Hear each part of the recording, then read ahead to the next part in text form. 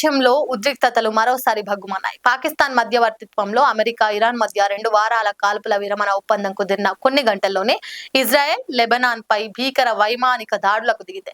ఈ దాడుల్లో 250 మందికి పైగా మరణించగా 1100 మందికి పైగా గాయపడ్డారు. ఈ పరిణామంతో కాల్పుల విరమణ ఒప్పందం భవిష్యత్తుపై తీవ్ర నీలి నీడలు కమ్ముకున్నాయి.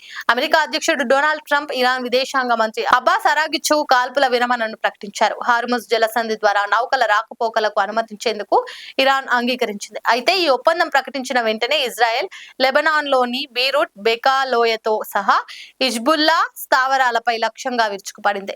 అమెరికాతో కుదిరిన ఒప్పందం తమకు హిజ్బుల్లాకు మధ్య జరుగుతున్న పోరాటానికి వర్తించదని ఇజ్రాయెల్ ప్రధాని బెంజమిన్ నెతన్యాహు స్పష్టం చేశారు. అధ్యక్షుడు ట్రంప్ కూడా లెబనాన్ లో జరుగుతున్నది ఒక ప్రత్యేక ఘర్షణ అని వ్యాఖ్యానించారు.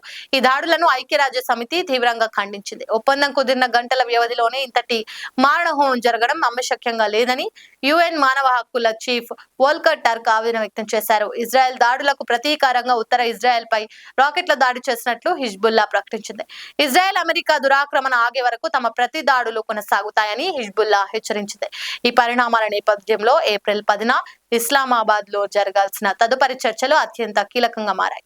కాల్పుల విరమణ వార్తతో $95 దిగువకు పడిపోయిన బ్రెంట్ క్రూడ్ ఆయిల్ ధర లెబనాన్ దాడులతో మళ్ళీ $97లకు పెరిగింది. లైక్ చేయండి, షేర్ చేయండి, సబ్స్క్రైబ్ చేయండి. మరిన్ని వీడియోల కోసం బెల్ సింబల్ పై క్లిక్ చేయండి.